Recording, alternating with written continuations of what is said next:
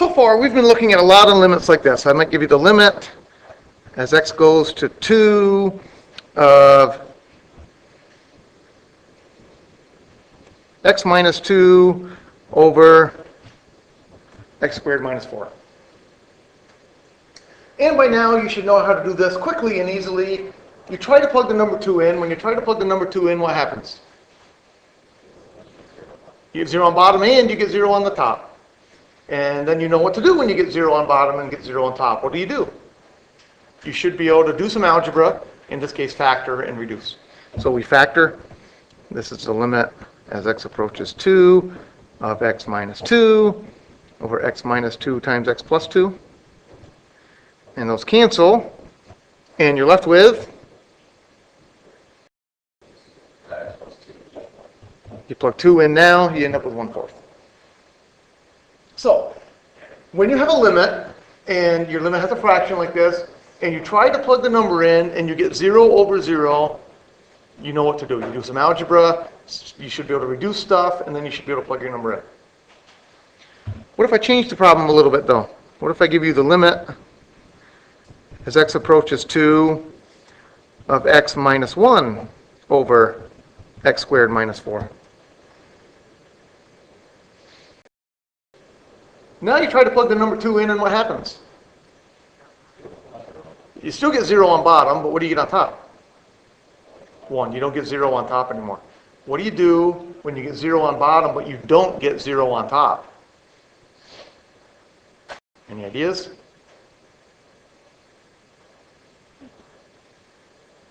All right, well, it's not as complicated as you think. Let's look at the graph. Y equals, I forgot what I had there. X minus 1 divided by x squared minus 4.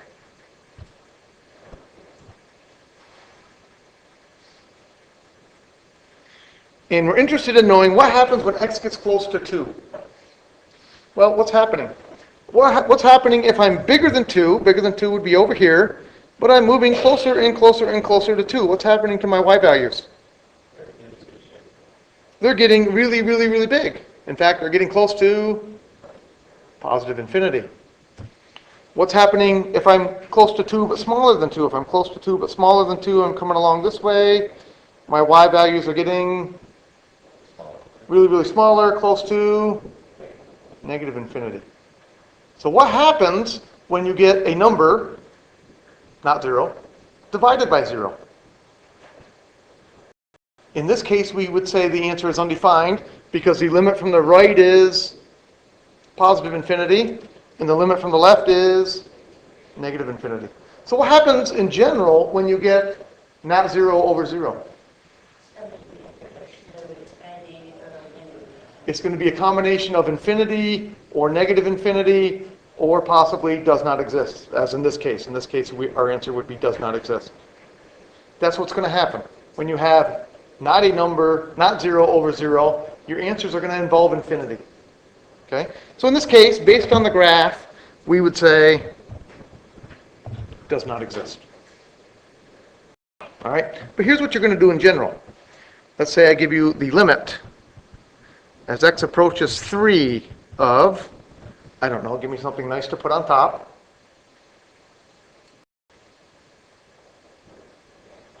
X plus 5. And then give me something to put on bottom so that when you plug in 3, you get 0.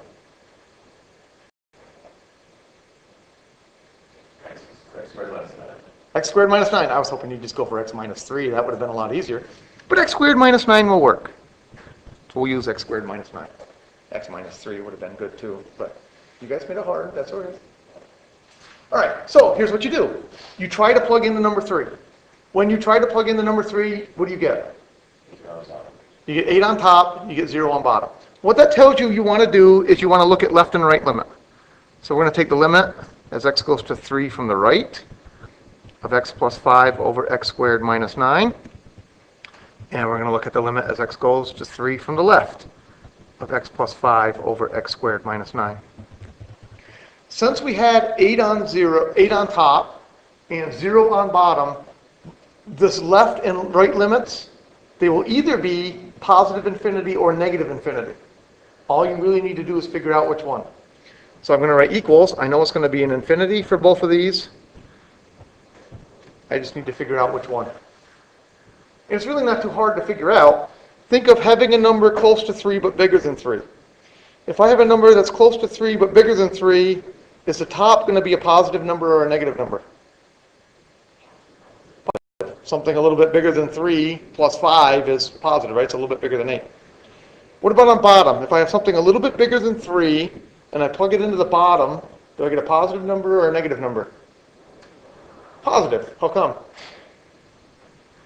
Because you're minusing from the square root of 3, so if it's doing 3, the square root or the square of 3.1 is bigger than 9. The square of 3.1 is going to be bigger than 9, and something bigger than 9 minus 9 is positive. So in this case, I have positive over positive. Positive over positive is positive. So my right limit is positive infinity. And then I just do the same sort of reasoning for the other side. Think of a number close to 3 but a little bit smaller than 3. If you're close to 3 but a little bit smaller than 3, is the top going to be positive or negative? Positive. The top's still going to be close to 8, isn't it? That's positive. Close to 3 but smaller than 3. Will the bottom be positive or negative? The bottom will be negative. I mean, just think of plugging in 2. You'd have 2 squared minus 9. That's negative. So we got positive on top. We got negative on bottom. That makes it negative infinity. So our answer is, does not exist. You're saying that has a vertical asymptote around x equals 8. How about a vertical asymptote around x equals 3? X equals 3. Okay. So this thing, if you plug in 3, you get 8 on top and 0 on bottom. That's slope. Well, that can't be a slope. Slope only happens with lines. But you've got the idea. When do vertical asymptotes happen? When what's undefined? This function is undefined at 2, but there is not a vertical asymptote at 2. This function is also undefined at negative 2, and there is a vertical asymptote at negative 2. What's the difference on this function between negative 2 and positive 2? Why does one have an asymptote and one doesn't? Correct answer. Completely meaningless, but correct. When you plug in positive 2, you get 0 on top and 0 on bottom. No vertical asymptote. When you plug in negative 2, you get negative 4 on top, 0 on bottom, vertical asymptote. Same with this one. When I plug in 3, I get 8 on top, 0 on bottom, vertical asymptote. Very quickly and easily, how do you get vertical asymptotes? You get 0 on bottom, but what do you get on top? Any number except 0. And that's when you're going to have a vertical asymptote. All right, now the question is, can I come up with one where the answer is does not exist? Let's see, how about if I gave you the limit as x goes to, I don't know, anybody got a number they like? 5 of x minus 8 over x minus 5, whole thing squared.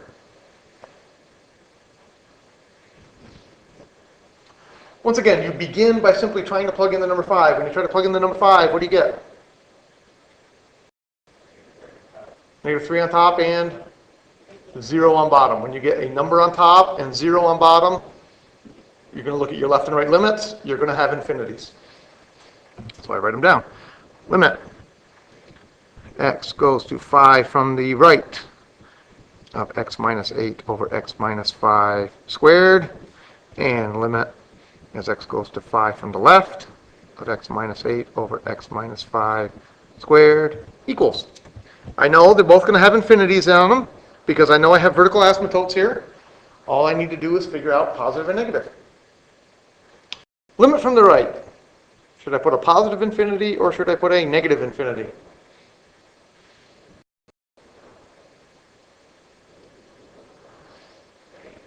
Negative infinity. Why negative infinity? So on top, I would have something close to negative 3. And on bottom, it's going to be close to 0, but is it going to be positive or negative? It's going to be positive. Why is it going to be positive? What's that? Okay, a little bit bigger than 5, a little bit bigger than 5, and then I subtract 5, it's positive, I square it, it's still positive. So I've got negative 3 on top, I've got a positive number down on bottom, that's negative. So that one would be negative infinity. Limit from the left, positive infinity or negative infinity. Negative infinity also, how come? 4 incorrect, then 4 minus 8 is negative 4, and even though 4 minus 5 is negative 1, you still squaring it. So it's Correct. The bottom in this case, because of the square, the bottom's always going to be a positive number when you don't plug in 5. That would give you 0. But any other number would give you a positive answer, wouldn't it? Because you square it at the end. So when I plug in something smaller than 5, I'm going to have negative on top. Bottom's always going to be positive. Negative divided by positive is negative. So in this case, the limit from the left and the limit from the right are the same. So what would we say this limit is? Negative infinity. Alex? What happens if for the first one the number was like 10? Is 10 close to 5? Kind of. It's not close enough. We need numbers real close to 5. So we're looking at numbers like 5.1, 5.01, 5.001. You're right. I agree with you. If I plug in 10, I'm certainly going to get positive on top. But I would say that 10 is not very close to 5, really. So you're not close enough yet. Okay? All right, so let's take a quick look at the graph of that one, just to see what's happening with that one. Y equals x minus 8 divided by x minus 5 squared.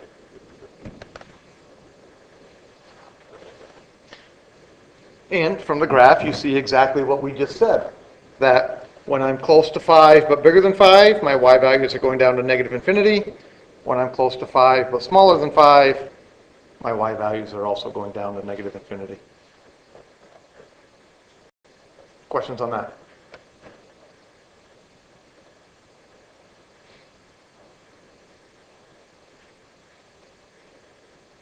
That's pretty much all there is in that section. That was a short section. The only other thing that's really in there is you'll be given questions like this, and we already kind of discussed that. Let's say I give you g of x is, I don't know, how about x squared minus 2x minus 3, and x squared, got to think ahead here, x squared plus x minus 12. I want you to tell me, where does this function have vertical asymptotes?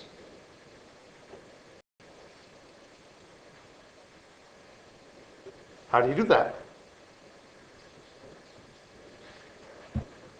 I could graph it, that's true.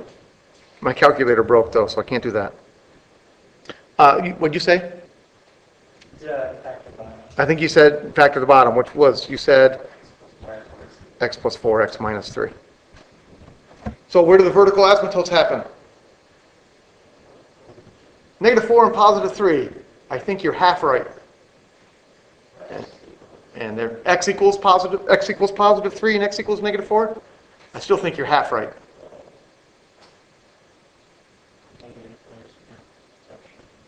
Nope.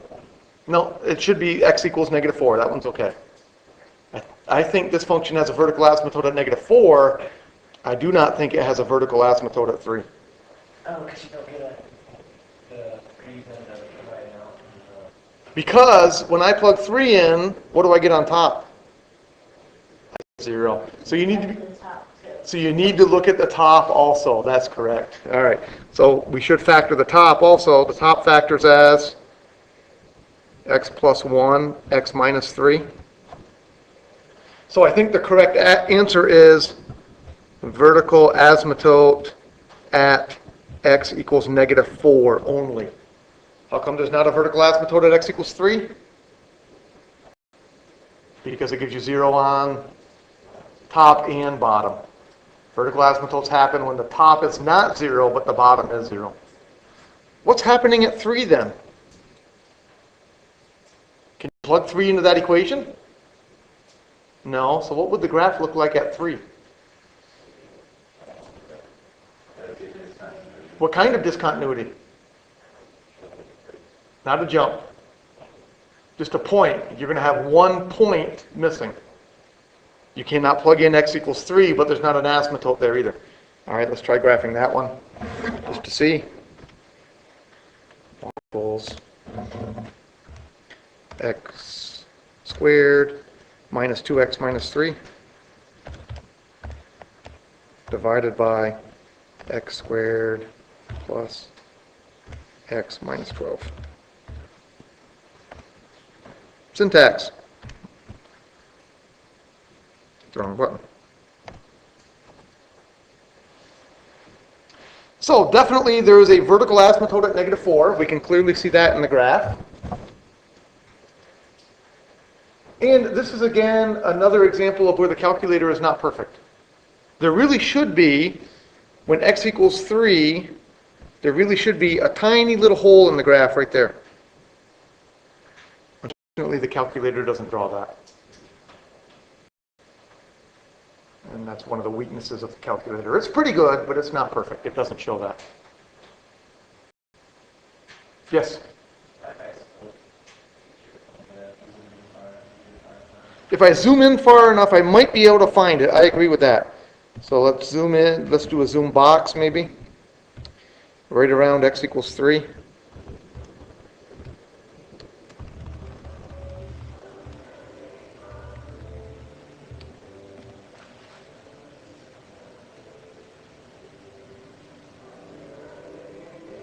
That didn't do it.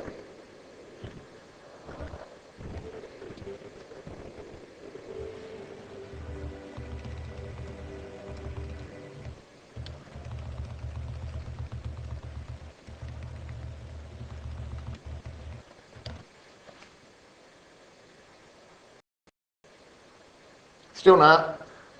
I do agree with your high school teacher. I do think it would happen eventually.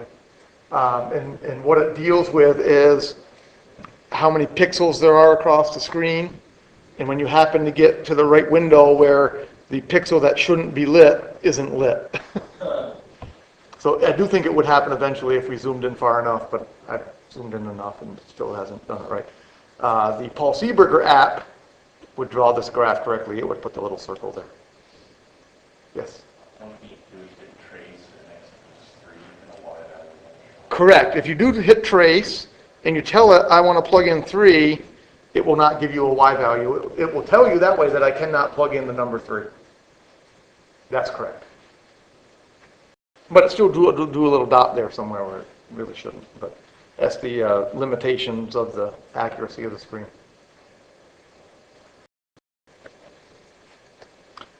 Questions so far?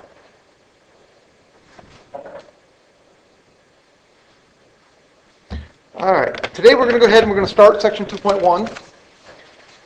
I don't think we'll be able to finish it, but that's okay.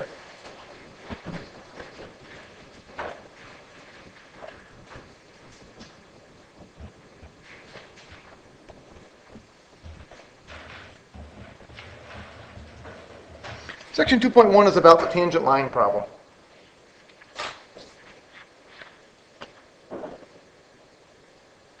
My guess is, at some point in your high school career, you took a course in geometry. At least you did if you went to school in New York. And you learned something about tangent lines. What do you know about tangent lines? You don't like them. Okay. What else do you know about tangent lines?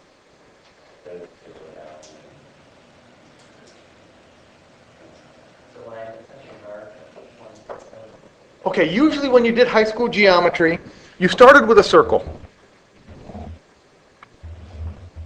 That's supposed to be a circle. And you talked about the tangent line to a circle. So what was the tangent line to a circle? It's a line and it touches at exactly 1 point. So if I pick this point right here, what would the tangent line look like? It would be a diagonal decreasing line, and it just touches that graph and go like that. So in geometry, tangent lines are usually defined in terms of circles. And a tangent line is defined as the line that touches the circle at exactly 1 point. We define it slightly differently in calculus. The shortest distance. It's like a straight line. Well, a straight line between 2 points is the shortest distance between 2 points, but that's not what the tangent line is. I was thinking in terms of sines and cosines. No, not really. All right, so here's what we're going to think about tangent lines. Think about if this circle were made by somebody holding a piece of string with a weight on the end of it and they were spinning it around and around and around. If you're spinning a string around and around and around and you let go, what happens? It flies. Which way does it fly? Does it keep going in a circle? It goes straight. So if you're spinning something around and around and around and around and you let it go right there, which way is it going to go? It's going to go along the tangent line. Okay, so that's what we're going to mean when we talk about tangent lines in calculus. And so what I mean by that is, let's say we have some function here.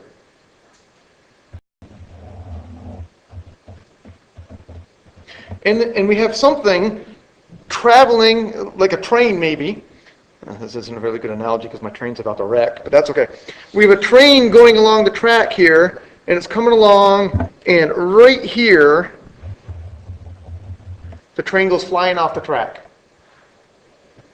Which way is the train going to go? It's going to go straight. The train would go in the direction it's currently going. The direction it's currently going is that way. So that would be the tangent line. Now notice, with this curve, that tangent line hits the curve again, doesn't it? So we can't really talk about a tangent line only hitting a curve at 1 point. If you're dealing with a circle, any tangent line will hit at exactly 1 point. When we're dealing with graphs in general, it's possible that the tangent line might hit in more than 1 point. And this would be a good example. But that's what we're thinking of. If something were following this curve and suddenly released right here, that thing would continue to go straight. It would continue to go in the direction that it's going. What if I were to pick that point right there? Would the tangent line be the same? Would the tangent line still be like this? No. Which way would it be? It would be almost perpendicular, wouldn't it? I didn't mean it to be perpendicular. That just happened to be the point I picked. But again, think of something traveling along here, and suddenly right there it's released. It's going to go that way. And so the tangent line at that point would look like that.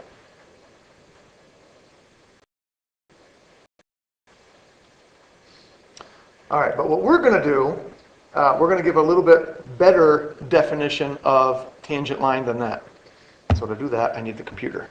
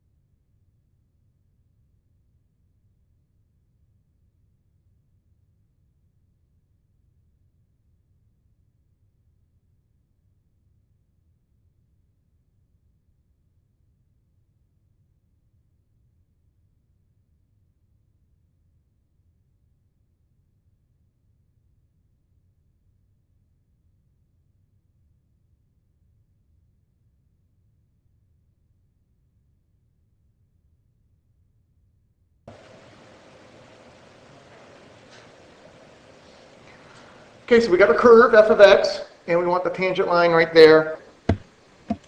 This point right here, I'm going to give it a name. It's got some x value. I don't know what the x value is. And what would I call the y value? Well, I certainly wouldn't call it 4 because it's a negative number. Well, I don't know that it's negative 2, though. I just want a symbol for it, not a number. We could call it y. I want a different symbol for y. Not limit. How about f of x? Right? If this is x, then this is y. Another symbol for y is f of x. Yes? Well, f of x might be a positive number. It might be a negative number. I really don't care. Okay, now I'm going to pick another point, say this point right here. And I want to find the slope of this secant line. Okay, so here's this notation we use. That's x right there. This spot right here on the x-axis, we call x plus h. Where what's h? H is the distance from wherever this is to wherever that is. Okay, so here at this point, this would have us as a first coordinate, it would have x plus h. What would it have as a second coordinate?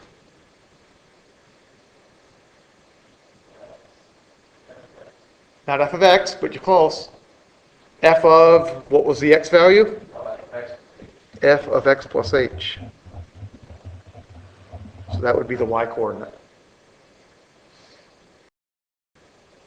Okay, so now I have 2 points. I have the point x, f of x, and I have the point x plus h, f of x plus h.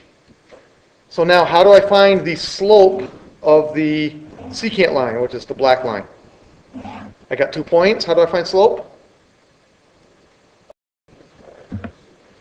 M equals y2 minus y1 over x2 minus x1. But y2 is this symbol. That's kind of strange. F of x plus h. What's y1? F of x. Divided by, what do I have on bottom? Not x. X plus h would be my x1. I'm sorry, that would be my x2 minus x. So that becomes f of x plus h minus f of x all over h.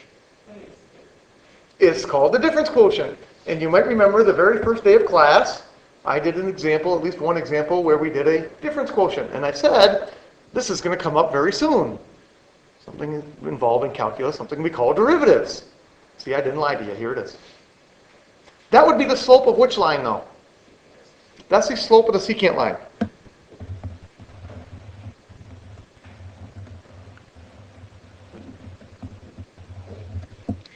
Now I want to find the slope of the tangent line.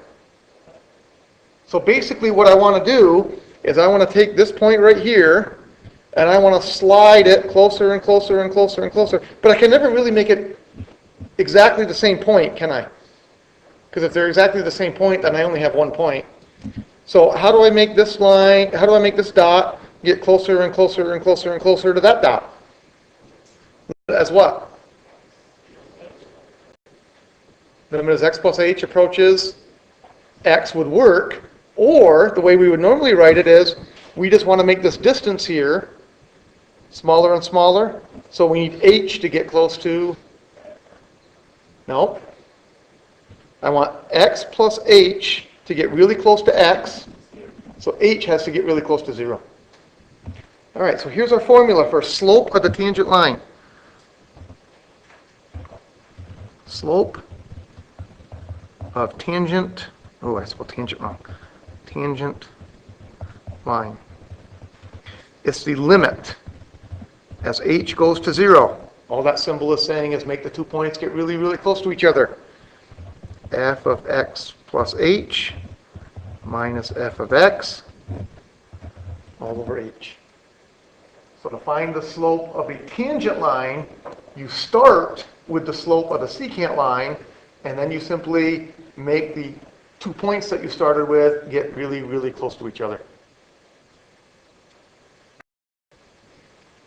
All right, so let's do a specific problem. Give me a function you like. Anybody got a good function? A good quadratic function, maybe? F of x equals x squared plus 6x.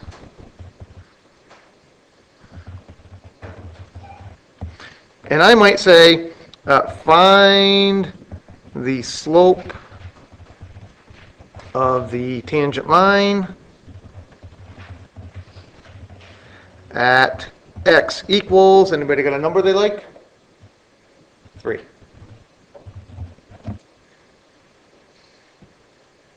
Okay, so we need to know two things. We need to know 3 comma f of 3. That's our 1 point. And then we need to know 3 plus h comma f of 3 plus h.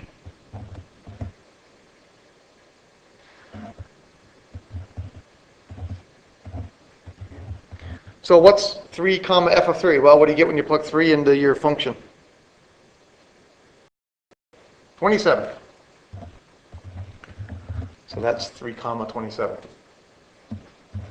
And then this one is going to be 3 plus h comma, what do you get when you take 3 plus h and you plug it into that original function?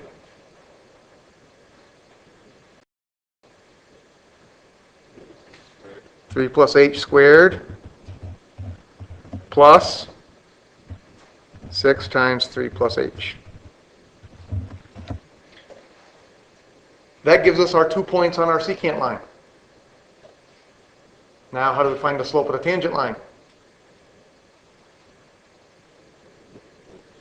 We take our limit. So our slope that we want is going to be the limit as h goes to 0, f of 3 plus h minus f of 3 all over h. y2 minus y1 over h turns out to be x2 minus x1. That's the difference in the x values. That's the limit as h goes to 0 of f of 3 plus h. That's 3 plus h squared plus 6 times 3 plus h minus f of 3. F of 3 is the number 27, all divided by h. So now I have a limit. How do I evaluate that limit? Well, I start by trying to take the number 0 and plug it in. What happens when I plug in the number 0? I get 0 on bottom. What do I get on top? You plug in 0, what's 3 plus 0? 3, what's 3 squared? 9. What's 3 plus 0? What's 6 times 3? What's 9 plus 18? 27 minus 27? 0. So you get 0 on top and 0 on bottom. It will always work that way. You will always get 0 on top, 0 on bottom with these problems. So what do you need to do? Algebra. All right, so we're going to write this as limit as h goes to 0. Basically, we're going to expand our top and combine our like terms. 9 plus 6h plus h squared. That's what you get when you FOIL that out. If you don't believe me, write it down. Write down 3 plus h, and FOIL it out. Plus 18 plus 6h minus 27 all over h. And then what should happen is a whole bunch of stuff on top should cancel out. What cancels out up on top? 6h's don't cancel out. 6h and 6h makes 12h. 9 and 18 and negative 27, those all add up to 0. So the 9, the 18, and the negative 27 all reduce each other. We're left with the limit as h goes to 0. 6h and 6h makes 12h plus h squared over h. Now we're almost done. Now we can do a very good thing. Now an h cancels, right? Because I have an h in every piece on top and I got an h on bottom. So I can cancel one h out of every place. So I cancel one there, and one there. Plug the 0 in. And when I plug 0 in, I get 12. So there would be our answer. The slope of the tangent line at x equals 3 would be 12. All right, we'll come back on Monday. We'll do more examples of that.